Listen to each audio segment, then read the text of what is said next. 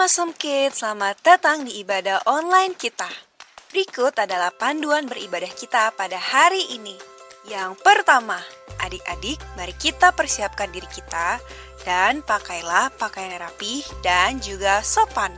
Yang kedua, adik-adik, saat ibadah dimulai jangan tiduran ya, tapi kita mau duduk dengan baik.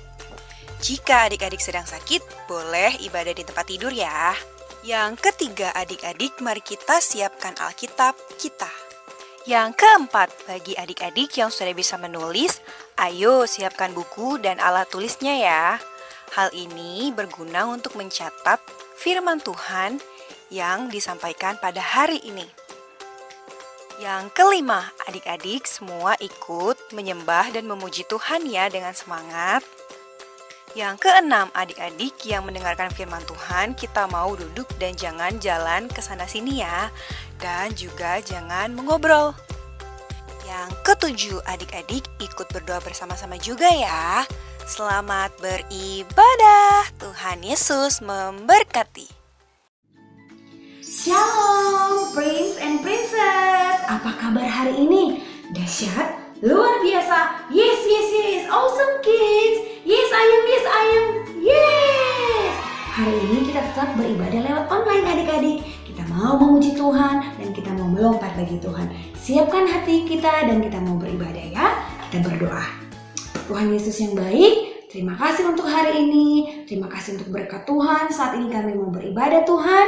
Pimpin kami Tuhan. Kami siapkan hati dan pikiran kami. Di dalam nama Tuhan Yesus, kami berdoa dan kami siap untuk memuji nama Tuhan. Haleluya. Amin. Adik-adik, mari kita mau melompat bagi Tuhan. Kita mau bersukacita dan kita mau nyanyi sama-sama. Dalam Yesus kita bersaudara. Haleluya. Mari kita bersemangat memuji Tuhan, karena adalah baik memuji Tuhan.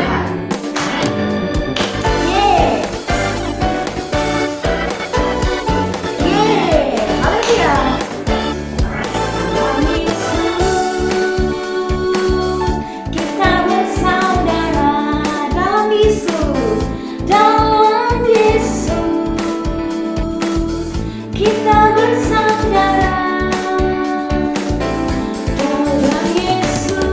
kita bersaudara.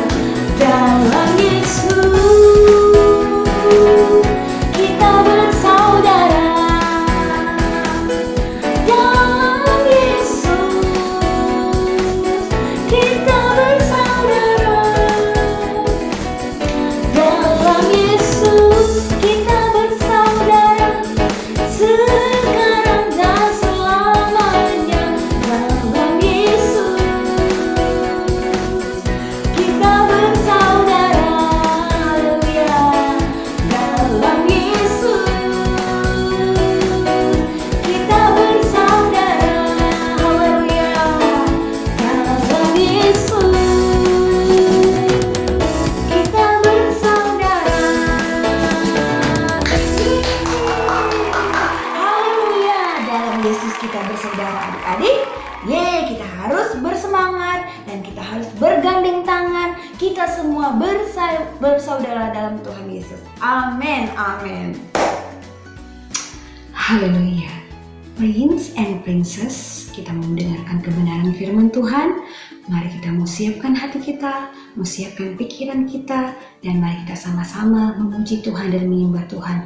Mari kita sama-sama menyanyikan lagu ini. Yesus, ku bangga kepadamu.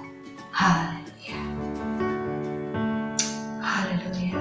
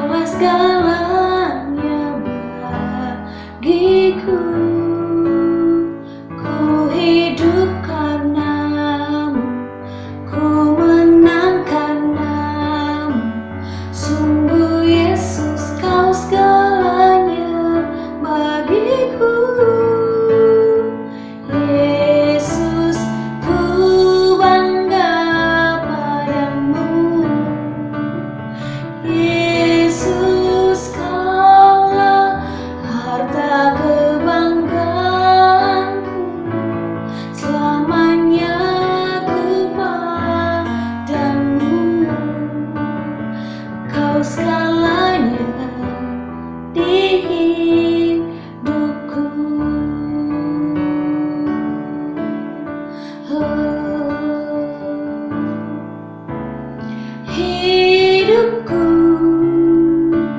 anugerahmu, keselamatanku padamu. Ku bisa apa tanpamu, Yesusku, kaulah segalanya bagiku. Ku hidup karenamu, ku menang karenamu. Sungguh Yesus, kau segalanya bagiku. Yesus, ku bangga padamu. Yesus, kaulah harta kebanggaanku. Selamanya ku padamu. Kau segalanya di hidupku. Yesus, ku bangga padamu. Yesus, kaulah harta kebanggaanku.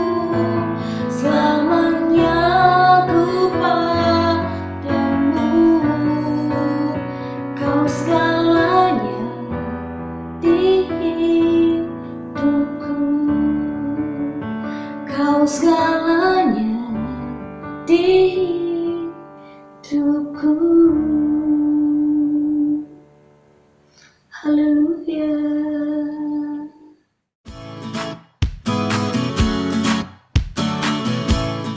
Shalom princess and princesses, awesome kids, yes I am, yes I am, yes. Apa kabarnya hari ini? Pastinya luar biasa ya, dan tetap bersuka cita.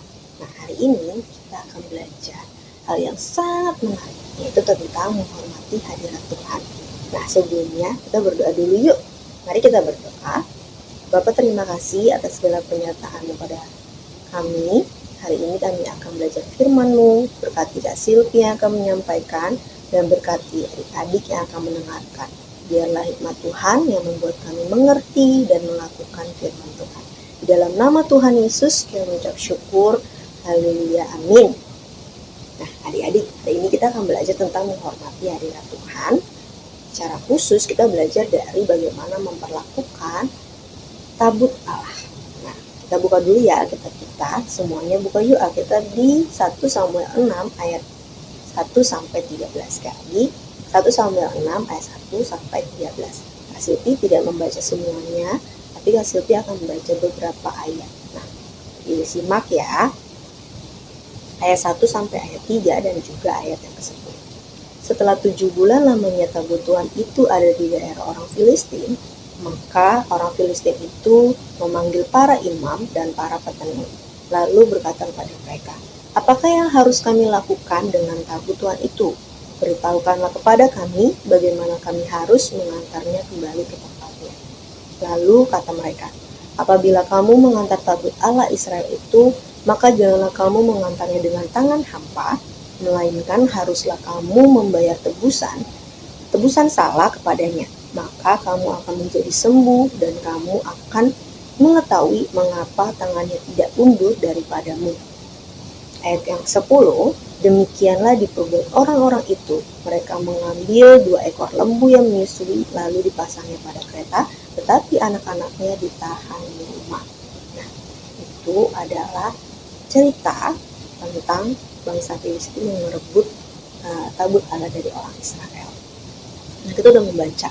Tapi adik-adik, saat bangsa Filistin itu merebut dan tabut Allah itu ada di wilayah mereka, justru banyak sekali masalah yang terjadi, bertubi-tubi, mulai dari penyakit borok, mereka diserang hama tikus, dan mereka mengalami kerugian yang begitu besar. Pada akhirnya setelah 7 bulan, mereka memutuskan untuk mengembalikannya. Nah, karena mereka sadar bahwa mereka tidak bisa memperlakukan tabut Allah dengan sembarangan, termasuk dengan saat mengembalikannya. Mereka pun tidak boleh mengembalikan dengan tangan hampa.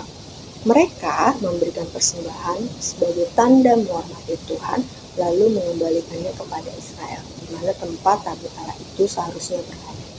Nah, adik-adik masih ingat kan cerita tentang tabut Allah? Kita pernah bahas di kelas.